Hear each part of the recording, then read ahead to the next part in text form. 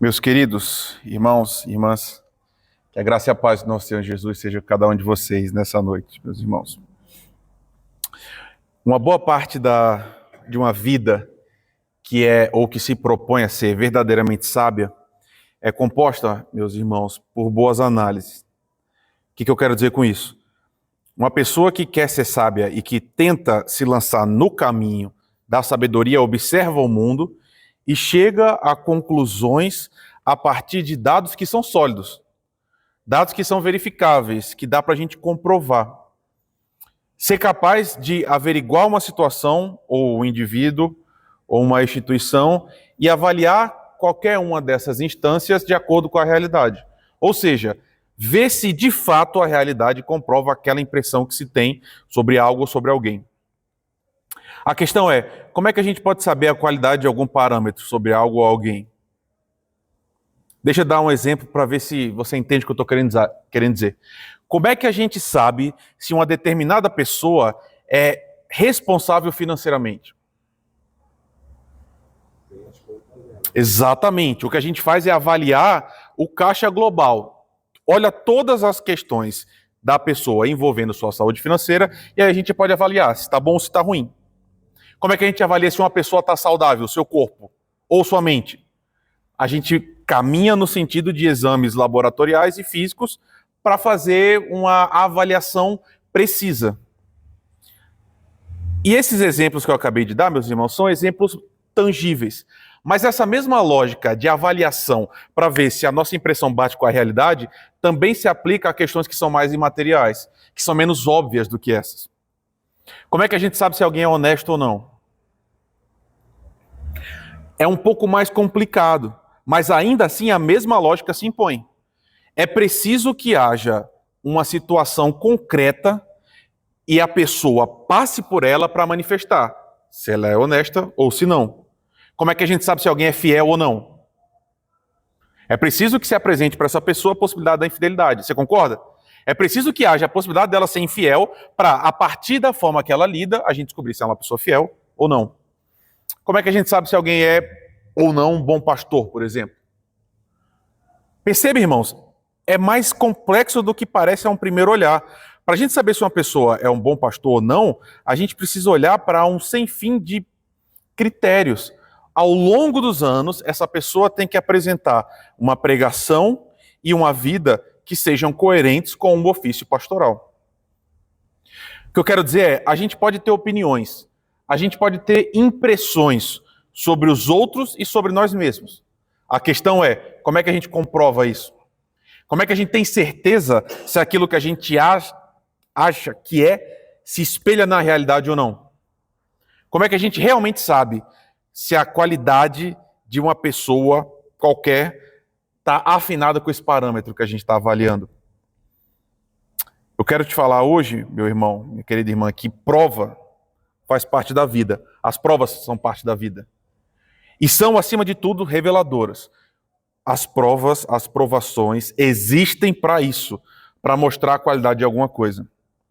Hoje a gente vai olhar uma das provas mais famosas da Escritura. E a gente vai olhar, como sempre, a origem dela que se dá nesse Deus que se revela, que fala conosco. A gente está hoje em Gênesis capítulo 22. Se você quiser, então, acompanhar comigo, esse é o nosso texto de hoje, tá? Livro do Gênesis, capítulo 22. E aí o texto diz assim para nós.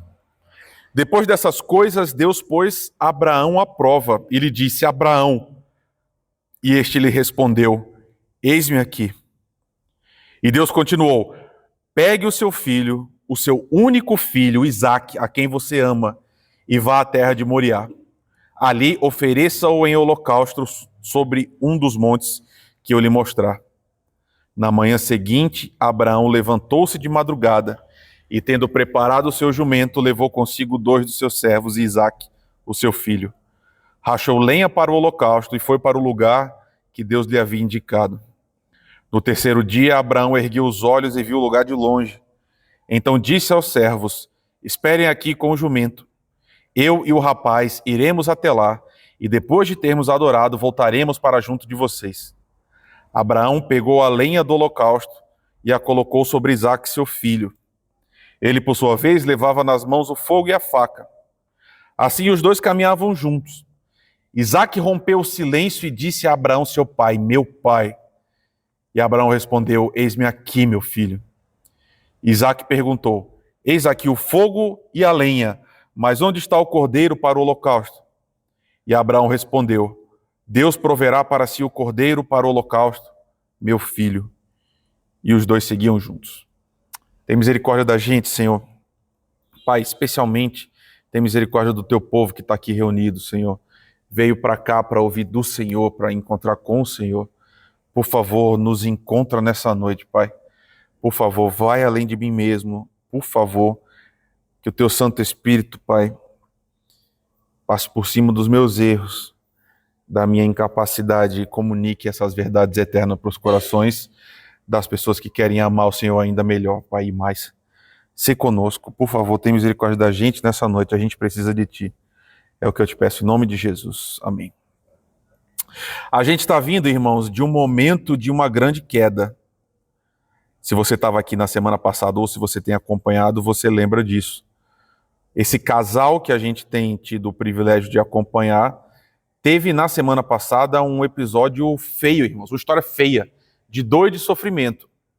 Agar foi expulsa, Ismael também, e o coração de Abraão está partido, cheio de dor. Por outro lado, a gente também tem uma grande alegria, né? Agora a promessa de Deus se fez. Isaque está aqui e a gente tem festa. As pessoas estão em festa por aquilo que Deus fez e por sua graça que é infinda e se mostrou real na vida daquela família. E aí o tempo passa, irmãos. A gente não tem uma noção precisa de quanto tempo se passou entre o final do capítulo 21 e o 22, mas se passam anos. Isso a gente tem certeza. Na semana passada a gente tinha uma criança com 3 anos, agora a gente não sabe, mas as melhores estimativas colocam Isaque na adolescência, pelo menos. E aí a gente é introduzido de novo num momento de tensão. Deus toma a iniciativa e ele age. E a agência de Deus, no primeiro versículo, se expressa a partir das palavras: Deus pôs Abraão à prova. E, meus irmãos, é literalmente isso que está dito. O texto está dizendo: Deus vai testar Abraão. Deus vai prová-lo, Deus vai revelar algo a partir dessa estrutura que ele vai viver. Há um chamamento e uma resposta pronta, né? Deus chama Abraão e ele diz imediatamente: eu estou aqui, Senhor, eis-me aqui. E se você pensar junto comigo sobre isso, note, né, irmãos, é um chamamento que ele já ouviu outras vezes. Deus chama Abraão e essa é uma voz conhecida, irmãos. E todas as vezes que essa voz se apresentou na vida de Abraão até agora, ela é veículo de bênçãos. Deus, quando aparece para falar para Abraão, quase sempre ele está dizendo: eu vou te dar uma bênção, você vai ter um filho, você vai ser pai de nações. Abraão está acostumado com isso. Só que agora essa voz que aparece de novo, tão familiar, tão conhecida, vai dizer uma coisa que é inimaginável, né, irmãos? Que é incompreensível. Deus que tantas vezes disse: Abraão, eu vou te abençoar, você vai ser uma das pessoas mais abençoadas da terra. Agora aparece e diz: pegue o seu filho, o seu único filho, e ofereça-o em holocausto. E essa, irmãos, é a primeira vez na Escritura que aparece a palavra amor. Curioso isso, né? Os primeiros 21 capítulos de Gênesis não aparece amor envolvendo nenhuma pessoa. Nem de Deus para o povo, nem de Deus para a criação, nem entre seres humanos. Aparece aqui. O amor aparece na Escritura a partir de uma relação de pai e filho. Só que essa palavra, irmãos, como você sabe já, no português já é assim, no hebraico é ainda mais. Amor, nesse contexto específico, traz para nós uma relação muito visceral. E visceral tem a ver com vísceras, tá? Tem a ver com aquilo que é mais íntimo da gente. Abraão amava o seu filho, irmãos. A gente está falando aqui de uma afeição que vem de alma, um sentimento violento, e você sabe disso. Alguns de vocês são pais, outros não. Mas independente de já ter passado pessoalmente por essa experiência, você já viu expressões muito violentas de pais e filhos. Por exemplo, quando pais são arrancados de filhos. A forma que o pai reage é talvez uma das coisas mais violentas que a gente consegue ver.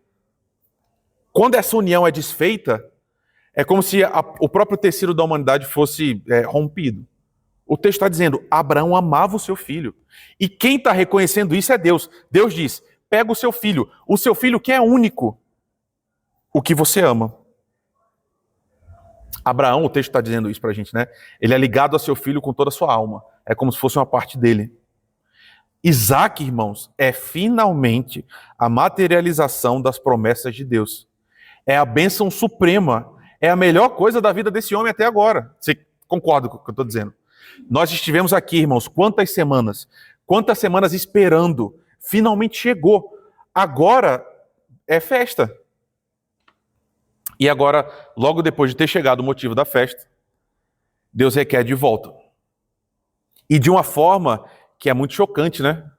Deus diz, ofereçam em holocausto. E aqui um pequeníssimo parênteses, irmãos. Essa expressão de Deus, ela choca muitas pessoas. Porque aparece Deus pedindo um sacrifício humano, né? Mas quando a lei vier na sua plenitude, a partir de Moisés, a gente vai ver tacitamente a reprovação total desse tipo de conduta. Deus nunca requereu sacrifícios humanos. O que está acontecendo aqui? Deus está usando com Abraão as ferramentas que Abraão entende. Todos os outros povos e todos os outros cultos incluíam sacrifício humano. Deus está falando numa linguagem que Abraão entende. Deus está dizendo, Abraão, eu quero ver se você realmente vai fazer aquilo que eu estou lhe pedindo. Aquilo que as outras pessoas fazem para os seus próprios deuses, eu quero ver se você vai fazer comigo também. Eis o teste, irmãos. E esse teste pode ser mal compreendido. Você pode estar pensando, e algumas pessoas olham para isso, e interpretam como se a questão aqui fosse moral. Se Abraão vai fazer algo sendo certo ou errado. Ou seja, Deus pede, aí Abraão vai decidir, é certo ou errado eu fazer isso? Não é isso que está posto, irmãos. O desafio não é esse. O centro da prova de Deus para com Abraão é o que fala mais alto no coração desse homem? O amor a Deus, que vai se expressar na obediência, ou o amor a seu filho, que vai se expressar na preservação? Esse é o drama, irmãos. Essa é a questão. Deus falou, me dá a criança. Abraão agora vai ter duas ações. E por isso que eu estou te falando, é muito concreto.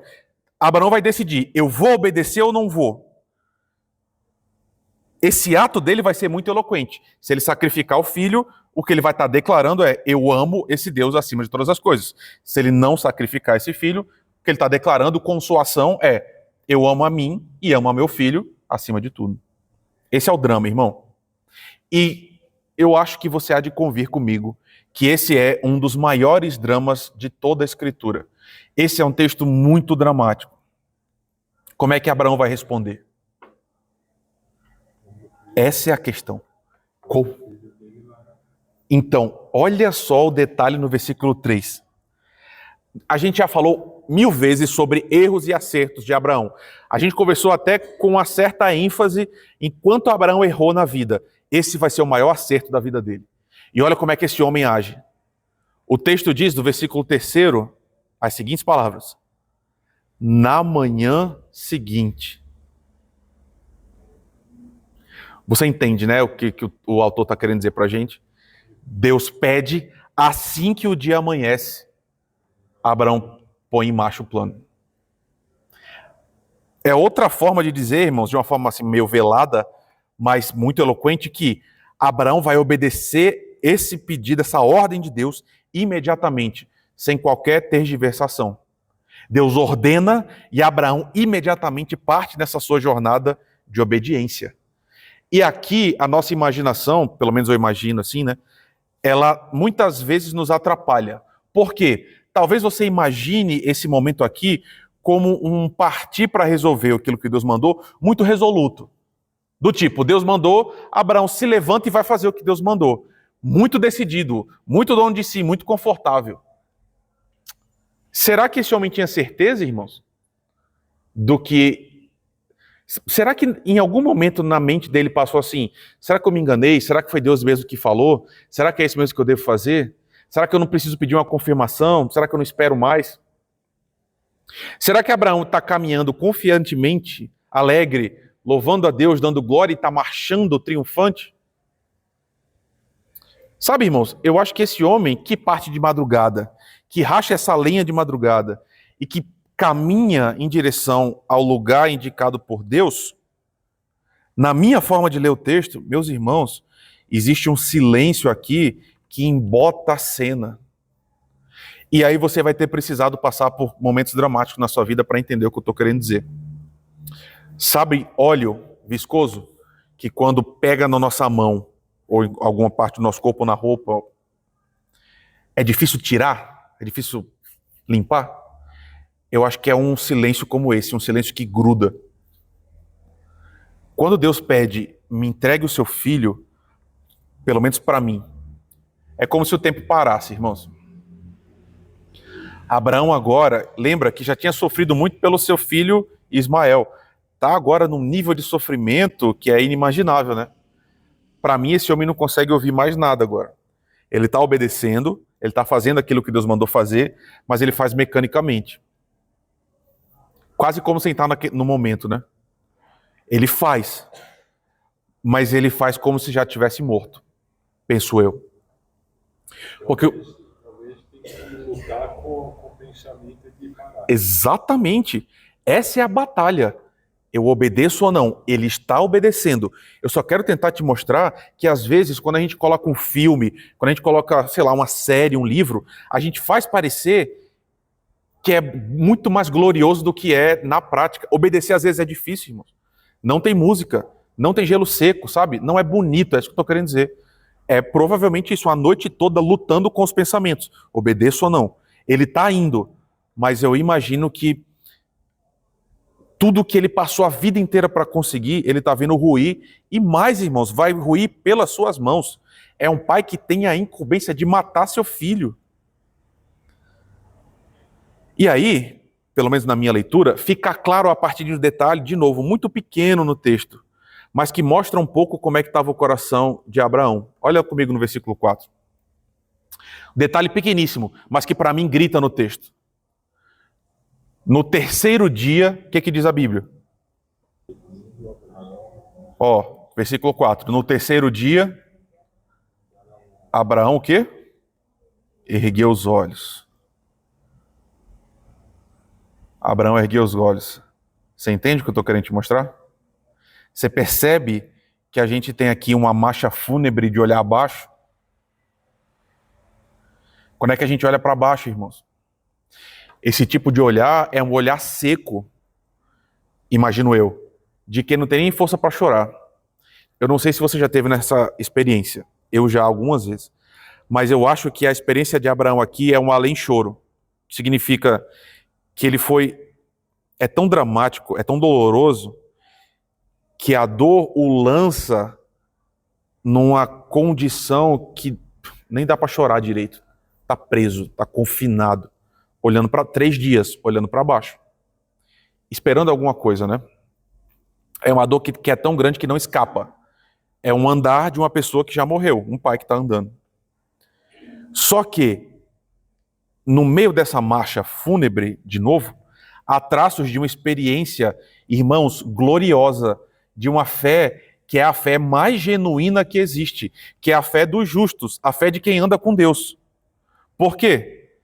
Quando chega no momento e ele identifica, e pensa o coração desse homem, tá? Enquanto eles estão andando, eles estão juntos. Enquanto eles estão andando, ele ainda é meu filho, a gente está aqui. Chegou a hora. Vai só os dois. Os servos vão ficar. E aí ele diz, eu e o rapaz iremos até lá, e depois de termos adorado, a gente vai voltar para junto de vocês. Que coisa, não, irmãos? Ele vai retornar com o filho. É incrível isso. E cada passo a mais é um momento a menos de comunhão que eles têm. Cada passo a mais tá mais perto do fim, então são os últimos momentos juntos. E aí, pelo menos da minha leitura, chega no momento mais dramático de todos. Que, de novo, para esse nosso irmão que está passando por isso, deve ter sido o pior momento da vida dele. Porque vai ter mais um diálogo, o último. Isaac, o próprio filho, vai falar com o pai. E diz, pai, eu estou vendo o fogo, eu estou vendo a lenha. Mas onde é que está o cordeiro para o holocausto? E aí, o que se responde, irmãos? Abraão, sabendo o que estava indo a fazer, o que ele fala para o filho? O que dá para falar? É isso que eu estou querendo perguntar para vocês, né? O que você responde?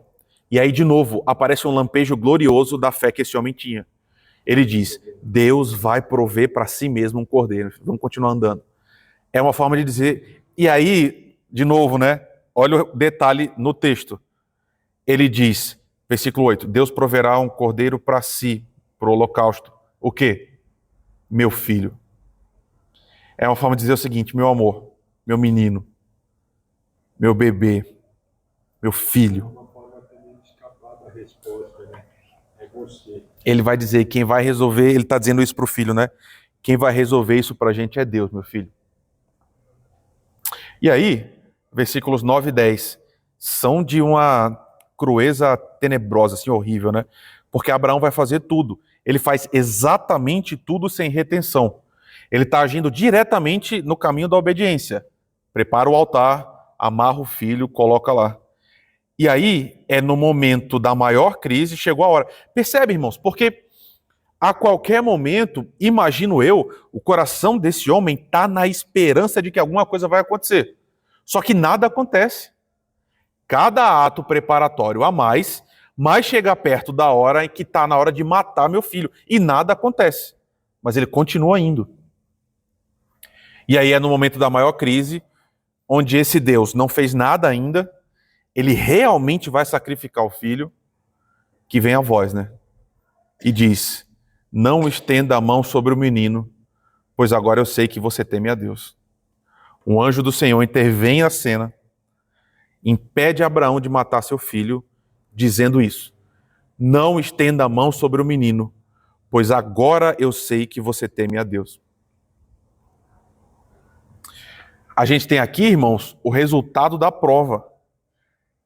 E aí eu estou tentando mostrar para você o seguinte, realmente houve uma avaliação real, concreta, material desse homem. Abraão realmente ia matar seu filho. Você entende isso? Ele levanta a mão usando aquele instrumento para imolar, dizendo o seguinte, eu realmente escolhi Deus. Eu vou até o final. É o que Deus está pedindo, eu vou fazer. A pergunta é, por quê, irmãos? Por quê? Por que Abraão vai obedecer? Ele obedece porque o que Deus pediu fazia sentido para ele? Ele está obedecendo porque ele concorda com o que Deus está dizendo, irmãos? O motivo da obediência é porque ele acha essa alternativa atraente? É porque ele se inclina para o resultado que ela vai promover? Não, irmãos, não. É exatamente o contrário. O que Deus pediu para Abraão fazer poderia levá-lo ao ódio com Deus. Poderia levar Abraão à blasfêmia. Poderia levar Abraão ao abandono. Você concorda comigo? A gente assistiu isso outras vezes na Escritura. Deus manda alguém, ou na maior parte das vezes, o povo, fazer alguma coisa, e o povo, não concordando com o que Deus pediu ou ordenou, odeia Deus. Fala, nós não vamos obedecer. A gente vai virar as costas para o Senhor e vai adorar outra pessoa. Está aqui um Deus pedindo para o pai matar o próprio filho. Repetindo, que o ama. Um pai que ama o filho. Por que ele obedece, irmãos? E aqui está a chave do texto inteiro. Desde o começo. Desde lá de Gênesis 3, que a gente está falando sobre o pecado e como Deus resolve o pecado, aqui está a chave do texto. Por que Abraão obedece? E a resposta é, dentre várias respostas possíveis, a que eu acho mais precisa é porque esse homem acredita, irmãos. Abraão obedece porque ele crê. O centro desse texto é a fé. Ele crê em quê? Ele crê que esse Deus é bom e que esse Deus vai cumprir a sua promessa e vai cumprir todas as promessas. que Deus tinha prometido para Abraão? Você vai ter um filho e desse filho vai vir uma nação. Agora esse Deus está pedindo outra coisa, que vai contrário ao que ele imagina. Abraão fala, eu acredito. Independente do que aconteça, independente da loucura que pareça para mim esse pedido, se Deus está pedindo, eu vou acreditar até o final que, independente de qual seja a saída, esse Deus vai dar para mim aquilo que ele prometeu que ia dar. E ele obedece. O centro é a fé, irmãos. Ele acredita até o fim que se Deus mandou, esse é o caminho que deve ser seguido e ponto final. E aí, meu querido irmão presbiteriano, daqui da igreja de Vila Bonilha, isso é fé, irmãos. Porque você está sendo ensinado um monte de lugar, porque eu sei que fica chegando no seu WhatsApp, seu Instagram, um monte de coisa, dizendo para você muitas coisas sobre esse Deus. Isso aqui que é fé, tá? Isso aqui que é fé real, fé bíblica, fé genuína, de verdade. É obedecer esse Deus sem você entender esse Deus. É você obedecer esse Deus sem você concordar com esse Deus. Sem você ver o resultado da obediência. Obedecer por quê? Porque você tem a plena certeza que, independente do que seja, esse Deus merece confiança, merece o seu amor e merece a sua obediência. Por quê? Porque ele é quem ele é e ele faz o que ele faz. Acabou. É assim, irmãos. E aí o texto termina de uma forma absolutamente incrível, né? O Deus que vê e que manda Abraão de fato ir até lá, esse Deus vai providenciar para si mesmo o sacrifício. A gente tem no versículo 13, né? O aparecimento desse carneiro preso pelos chifres entre os arbustos. Então Abraão pega o carneiro, oferece em holocausto no lugar do seu filho. O que Deus, esse Deus, né? Ele provê o próprio sacrifício. Esse Deus que libertou o filho de Abraão para a vida. Esse foi o mesmo Deus que entregou o seu próprio filho para a morte. Irmãos, esse texto específico, você já sabe disso, eu nem vou explorar tanto, mas é o espelho e a antecipação perfeito do maior drama das Escrituras e é o que a gente está comemorando nessa semana. Temos um pai que amava seu filho. E aí, quando chegou na hora do sacrifício, Deus impediu que o filho de Abraão morresse, providenciando alguém para ficar no lugar dele. A questão é, Deus também tem um único filho e o ama profundamente. E aí Isaac viveu enquanto Jesus recebeu a punhalada final, que Isaac não recebeu. Quando chegou na hora de Jesus, não tinha ninguém para ficar no lugar dele. O próprio Abraão foi poupado. E ele foi poupado porque o único filho amado de Deus não foi. E é curioso, né?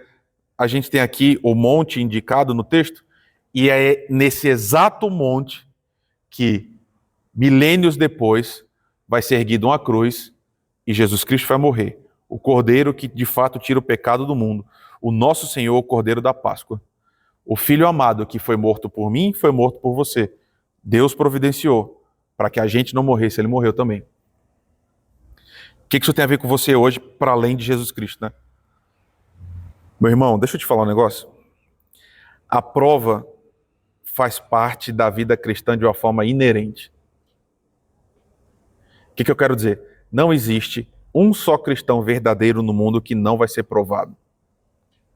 Que não vai ser testado. Sabe, muito da teologia coach, essa teologia da prosperidade, essas igrejas ficam falando de vitória, identifica a prova como uma coisa ruim, como o inimigo. Se você está passando por uma prova, se você está passando um problema, uma luta, é sinal de que alguma coisa está profundamente errada com você. Esse é o tipo de teologia que a gente tem hoje no Brasil, pelo menos em muitas igrejas. É, exatamente. Ou então é Satanás que está se levantando contra você e tal. Só que a verdadeira, boa, saudável teologia aponta na direção inversa, que é, você vai ser provado, meu irmão. Todos nós que estamos aqui vamos ser provados. Se você já não foi várias vezes, e você está sendo agora, e você sabe que vai continuar sendo. A Escritura afirma com clareza, e aí o nosso Senhor Jesus nunca escondeu quais seriam as situações que a gente estaria. Eu vou ler um versículo para você, que você pode olhar depois, está na primeira carta de Pedro, capítulo 1, versículos 6 e 7. Diz assim: nisso vocês exultam, ainda que agora, por um pouco de tempo, devam ser entristecidos por todo tipo de provação. Todo tipo de provação. Olha o que ele diz. Assim acontece para que fique comprovado que a fé que vocês têm, que é muito mais valiosa do que o ouro que perece, é genuína. Para que serve a prova, meu irmão? Para que serve um teste? Deixa eu te falar uma coisa. Você nunca vai saber, você nunca vai poder saber qual é o nível da sua fé se não houver uma prova pela qual você vai passar. A prova faz parte essencial da jornada. Porque receber bênção de Deus não requer qualquer tipo de fé, irmãos. Pelo contrário, não constrói nenhum vínculo de você com Deus. Se Deus simplesmente entrega coisas para você e você as recebe, isso não é fé. Não precisa de fé para isso. Precisa de fé para quê? Para esperar, irmãos. Para esperar por uma promessa que, a despeito de tudo que você vê, parece não chegar nunca. E você continua acreditando. Isso é fé. Para isso você precisa de fé. Isso, olha só. Duas coisas que você precisa de fé. A primeira é, você precisa de muita fé para esperar aquilo que você não recebeu ainda. Mas você também precisa de fé, como a gente viu hoje, para abrir mão do que você já recebeu. Na certeza que Deus vai ser responsável por cumprir todas as promessas que Ele fez na sua vida, mesmo que agora você esteja perdendo. Precisa ter fé para acreditar que, independente do que aconteça, Deus vai cumprir a sua palavra, mesmo que isso signifique sacrifício para você. Isso sim é fé, meu irmão. Isso sim é fé genuína, verdadeira, amadurecida, completa. O que eu estou te dizendo? Deus vai permitir que você seja provado. A calamidade vai bater na sua porta. Grandes bênçãos na sua vida vão ser sacudidas, meus irmãos, em maior e menor grau. Às vezes mais, às vezes menos. Mas haverá situações em que grandes perguntas vão ter que ser respondidas concretamente. O que eu quero dizer? O que é mais importante? Vão ter situações na sua vida que vão te levar para um local tão difícil que aí você vai ter que responder de novo, na sua vida concreta. O que é mais importante para você? As bênçãos ou o Deus da bênção? O que vai ser mais importante? A obediência ou o apego àquilo que você tem? Se esse Deus que você diz que ama permitir que você perca seu casamento, se Ele permitir que você perca sua família, perder seu emprego, e se você perder sua saúde, se você perder o patrimônio, se para você obedecer esse Deus, você tiver que renunciar à sua reputação, o que sobra? Sabe, irmãos, é nesse momento que a nossa fé é provada e provada de verdade. Não é provada quando está tudo bem. É provada quando as coisas vão mal e quando elas vão realmente mal. Se você perder essas coisas, que são muito importantes, o que sobra? O que fica de pé? O que é mais importante na sua vida? Se hoje você perder, domingo que vem você está aqui de novo? E percebem, meus amados, todas essas respostas e essas perguntas que eu estou te colocando, elas não se apresentam no vácuo, no mundo etéreo. O que eu quero dizer? Uma coisa é você sentir que as respostas são positivas. O que eu estou querendo dizer? Uma coisa é você sentir no fundo do seu coração, quando você está aqui e a gente canta algumas canções que talvez a gente nem devesse cantar, de tão assustadoras que elas são, que é, eu me rendo completamente ao Senhor. Independente do que aconteça, eu vou sempre louvar você. Você é a coisa mais importante que eu tenho. Eu posso perder tudo, mas eu vou continuar. Cantar esse tipo de coisa, quando a música está bonita, quando a gente está aqui no domingo à noite, quando tem vários outros irmãos cantando, é uma coisa. Quando a gente está aqui emocionado, o nosso coração diz assim, não, é sim. Se eu tivesse que morrer, eu morria com o Senhor. Uma coisa é falar nessa situação. Outra coisa diferente é estar literalmente no deserto. Sem luz, irmãos. Sem música, sem som. Você entende? Uma coisa é você sentir que você é muito crente e que ama muito Jesus aqui dentro. Outra coisa é você sentir isso numa madrugada que você não consegue dormir, sozinho em casa, com um problema que você não consegue resolver. andando nesse deserto 3 dias inteiros com uma só certeza do que você tem que fazer, que é sacrificar aquilo que você mais ama. Essa foi a experiência de Abraão, irmãos. E aí, enquanto esse momento não chegar, enquanto foi só uma questão de coração, você nunca vai saber. Você entende o que eu estou falando agora? Enquanto não chegar esse momento que você vai provar na sua vida real que você realmente ama o Senhor, a gente nunca vai saber a qualidade da sua fé. Nem você mesmo, nem a gente. Por quê? Uma fé genuína, real, verdadeira, uma fé que é inquebrável, só se apresenta nesse nível de calamidade real. A gente só vai saber verdadeiramente quem a gente é e quem a gente ama de verdade quando a gente está nesse nível aqui, irmãos. Claro, nenhum de nós vai passar por uma coisa tão dramática quanto essa. Por isso que Abraão é o pai da fé, irmãos. Não é porque ele acreditava o tempo todo, é porque olha o que esse homem fez. Olha o tipo de fé que ele teve no fim, tá? Depois dessa jornada toda com Deus, depois de caminhar todo esse tempo, olha o que esse homem fez. Você ama o Senhor se tudo dá errado? É por isso, irmãos, que tempo é um fator fundamental. O que eu quero dizer? A gente costuma aprovar novos relacionamentos amorosos, né? Assim, quando surge um novo casal na igreja. Só gente muito amargurada e muito adoecida não fica feliz quando vê um casal apaixonado que está começando a se relacionar. Todo mundo fica feliz em algum nível, né? E aí a gente acompanha o namoro, acompanha o noivado, e aí estamos no casamento. E aí a gente olha e assim, irmãos, na hora dos votos, o casal vai dizer um para o outro o que eles vão fazer e o que eles vão deixar de fazer. Eles falam com muita energia. E eles estão muito apaixonados, em geral, né? E eles prometem o mundo inteiro, irmãos. E sabe, não é uma crítica, é assim que tem que ser mesmo. Contudo, você concorda comigo que apesar de todas essas juras de amor, de todo o sentimento que eles dizem que eles sentem, a gente sabe que ainda vai ter uma jornada toda pela frente para que isso que eles estão dizendo seja posto no fogo e realmente se provar a verdade ou não. A gente sabe que esse amor, se ele realmente se fizer, vai precisar enfrentar um mundo inteiro de dificuldades, irmãos.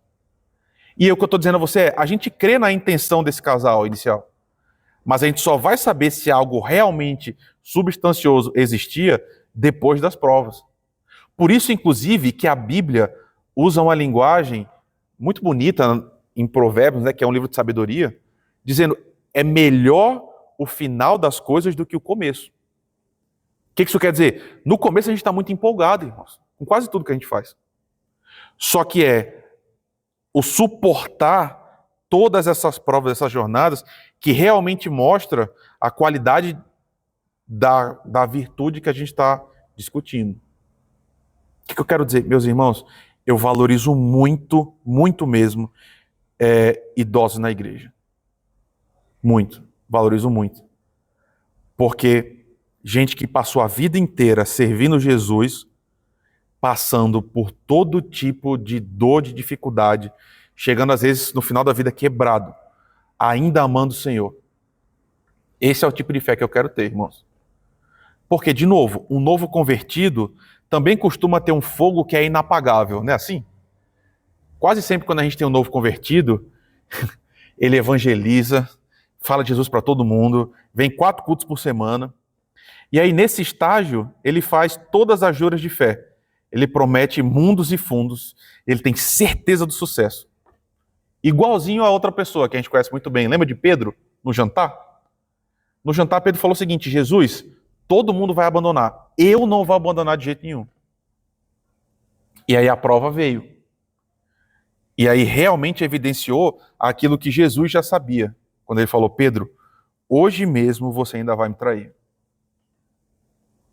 Meus irmãos, a gente vai ser tentado, a gente vai ser provado, eu e você. E por muitas vezes essa prova é violenta, ela é dura e às vezes ela parece ser maior do que a gente. Qual é a conclusão disso tudo? O que eu gostaria que você soubesse depois da gente olhando esse texto? A primeira, que eu já falei várias vezes, as provas vão vir. Se você está sendo provado agora, Não interprete isso como Deus está me abandonando. É isso mesmo, era para ser assim mesmo. E às vezes provas demoram, meus irmãos. Demora bastante. Elas são inevitáveis. Elas fazem parte da vida e elas são fundamentais. E aí, pela última vez, você nunca vai saber a qualidade da sua fé sem que a prova venha na sua vida. E elas vão vir. Não precisa você ir buscar, elas vão vir. Naquele momento, a gente vai realmente ver se o que você diz estar no seu coração, de fato está. E aí, quando as provas chegam, tem dois resultados possíveis, irmãos. O primeiro é, como Abraão, talvez você vença de uma maneira gloriosa. Esse homem realmente foi um exemplo de fé, irmãos. Esse texto é uma vitória retumbante, que inspira a gente. Essa sim é uma história linda, irmãos. E aí deveria ser a nossa história sempre, né? Se isso acontecer, que Deus seja louvado pela fé que você tem e que você siga crendo nesse Deus. Só que tem um detalhe, irmãos. É possível que você já tenha falhado em algumas provas de fé na sua vida. E eu digo isso porque eu e você, a gente viu junto que o próprio Abraão falhou. Lembra? Em momentos que ele tinha que confiar em Deus e ele não confiou. Momentos que ele tinha que fazer coisas que ele não fez e que ele não deveria fazer coisas que ele fez. Eu estou tentando te mostrar que a Bíblia é muito mais profunda do que a gente pensa, irmãos. Porque a gente olha, Abraão é o pai da fé, então ele acertou sempre. Ou, se eu tenho fé, eu vou acertar sempre. Não é isso que eu estou te ensinando hoje. A vida com o Senhor não é linear. Ou seja, sempre a mesma coisa. Sempre feita de acertos. Não é porque no passado você teve um grande acerto que você vai acertar para sempre. E o contrário também é verdade. Não é porque no passado talvez você tenha errado que você vai errar para sempre também, meu irmão, irmã. É possível que você tenha, em algum momento, descoberto sobre si mesmo que sua fé não era tão sólida assim. E com isso eu estou falando muito concretamente para você, meu irmão, minha irmã. Talvez tenha acontecido alguma coisa na sua vida que você falhou miseravelmente num teste de fé, numa prova de fé. E talvez isso pese seu coração até hoje. Essa falha tenha te envergonhado profundamente. E essas falhas são assim mesmo, irmão. Elas nos machucam, elas doem. E elas podem caminhar com a gente por muitos anos. E elas estão aqui para lembrar que ainda falta alguma coisa no nosso coração, irmãos. A gente realmente não está completo ainda. Qual é a notícia linda? É que ainda que a gente venha a falhar, e a gente falha, isso não esgota a questão inteira, irmãos. Não esgota a nossa história toda. O Senhor nos reabilita e nos chama a caminhar de novo e mostra que a gente ainda precisa dele. A Bíblia mostra vez após vez, irmãos, que crentes verdadeiros erram, caem miseravelmente e mostram que têm uma fé muito pequena. Seria ótimo se a gente tivesse a fé de Abraão o tempo todo. Seria ótimo que o mesmo Abraão tivesse a fé que ele teve o tempo todo. Mas tem vezes que a gente erra feio, irmãos. E aí, sabe o que é, assim, o que nos constrange profundamente? Lembra daquela cena na praia? Jesus ressuscita, e a gente vai falar sobre isso daqui a 3 dias, né? Jesus ressuscita, e irmãos, eu imagino que a ressurreição de Jesus deve ter sido muito ruim para Pedro. Pelo menos em algum nível. Na praia, aqueles homens estão no barco, e aí Jesus diz, lança a rede do outro lado. E aí tem uma pesca maravilhosa de novo. Quando eles pescam, eles entendem, é o Senhor voltou. E aí eles se encontram com Jesus, e eles não falam sobre isso, eles sabem quem Jesus é, Jesus sabe que eles reconheceram. E aí Jesus pergunta a Pedro 3 vezes, vocês lembram? Pedro, você me ama? Por que ele pergunta 3 vezes, irmãos? Essa é uma cena de Jesus absolutamente incrível, né? Pedro nega 3 vezes. E aí, poucos dias depois, Jesus dá a chance dele refazer aquela prova que ele errou. Aquela prova que ele falhou, Jesus está dando a chance. Você me ama? E ele fala, o Senhor sabe todas as coisas. Eu te amo. Esse é o seu Jesus, meu irmão, minha irmã. Esse é o Jesus que te ama mais do que você imagina. É possível que você tenha caído. É possível que a sua fé seja bem menor do que você imaginava. A questão é que não importa nesse sentido. Se você realmente ama Jesus, se você tem uma relação com Ele, o seu Deus também é maior do que você pensa. E Ele te chama a caminhar de novo. Esse exemplo de fé de Abraão inspira a gente a seguir sempre em frente olhando para Jesus, que, como diz a Escritura, é o autor, consumador da nossa fé. A Ele toda a honra, glória, irmãos, pelos séculos dos séculos. Amém. Muito obrigado, Senhor, por essa história tão cheia de significado, Pai.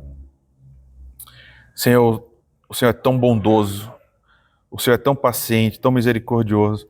Muito obrigado por esse amor que o Senhor estende a nós, Pai.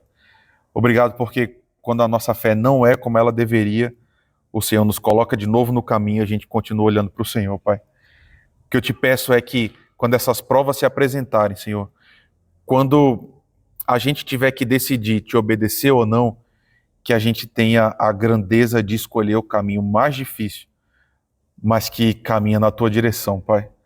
Não deixe que o nosso coração vá para longe do Senhor, nessas provas que a vida ainda está reservada para a gente, que a gente possa chegar mais perto de Ti sempre, que a nossa fé seja mais ainda trabalhada, que a gente amadureça ainda mais, que a gente Te ame cada vez mais, Senhor. Por favor, tem misericórdia de nós, tem misericórdia do Teu povo. É o que nós te pedimos no nome precioso de Jesus. Amém.